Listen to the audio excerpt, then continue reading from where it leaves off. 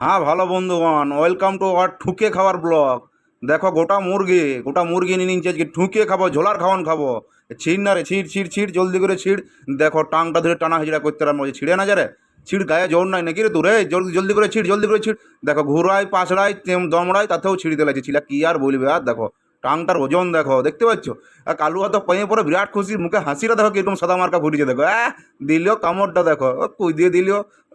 মানে একটু গেছিলাম বাইরে, বুঝতে পারছো, তার জন্য গোটা মুরগি নিয়ে যাচ্ছি। গোটা মুরগি বলে গোটা মুরগিটা আজকে ঝোলান খাওয়ার খাবো। আর দেখো লেবু রস দিয়ে নিংড়াই দিলাম উপরে, দারুণ হয়। বাবারে কি বলবে দেখো। আর এই তো পায়ে পরে ট্যাঙ্কটা ধরে টানাটানি, এমন টানাটানি করেছে সে ছিঁড়ে দম নিল, দেখতে পাচ্ছ?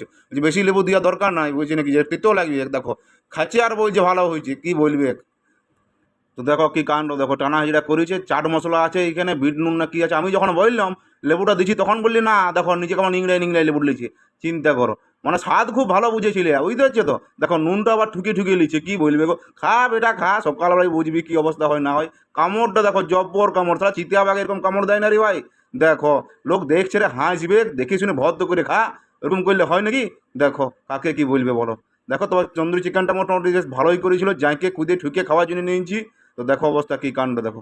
তো তোমার শসা টসা দিয়ে ভরিয়ে দিনছে করে, স্যালাড দিয়ে, দেখতে পাচ্ছ তো? তো যারা যারা বাইরে খাও তারা তো জানোই ভালো করে যে কীরকম কী গার্নিশিং করে দেয়, সেই গার্নিশিং। আর দেখো জব্বর খাওয়া, ঝোলন খাওয়া খাওয়া চলছে, কি বলবে। নাচিয়ে কুদিয়ে তো একাকার।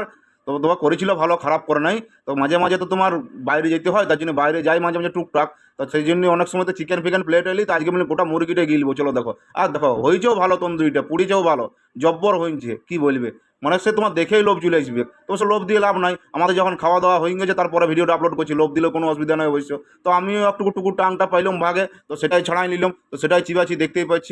দেখো কি অবস্থা। আর দেখো টাংটা দেখতে পাচ্ছ, দারুণ মাংসটা সেদ্ধও হয়েছিল, মারাত্মক হয়েছিল। তো আমি তো বেশি ভাগে পাই নাই, পেয়েছি আমাকে শুধু ধরেন যে টাংটা। তো ভিডিও করার চক্র তো আমাকে খাইতেই দেয় নাই। আর দেখো খাইয়ে পরে পেটটা ফুলে কিরকম বসে আছে, সব শেষ করে দিন, তবুও একটুকু আছে সেটাও খুঁটিয়ে খুঁটিয়ে টানেছি। তো থাক রে, কুকুরগুলোর জন্য রাগ একটু আধটুকু, দেখো সেটাও বই ছাড়বো না, ইয়াকে তো আর বলার কিছু নাই। তো গেছিলাম বাইরে বলে তোমাদের জন্য ছোটো মতো একটা খাবার ভিডিও নিয়ে এলাম, গোটা মুরগি। তো দেখো খাইছে, দেখো কীরকম করে খুঁটিয়ে খাইটে খাইছে, বলার কিছু নয়। ছিলা তো এক্সাইটেড বিরাট যে খাবো বলে। আর দেখো শুধুমাত্র স্যালাডগুলো পড়ে আছে, আর মোচাড়ে মোচাড়ে মুরগিটাকে উড়াই নিচ্ছে, দেখতে পাচ্ছ? খাইছে আর গল্প হচ্ছে, ভাবটা যখন যখন কবিতা লেগিবে।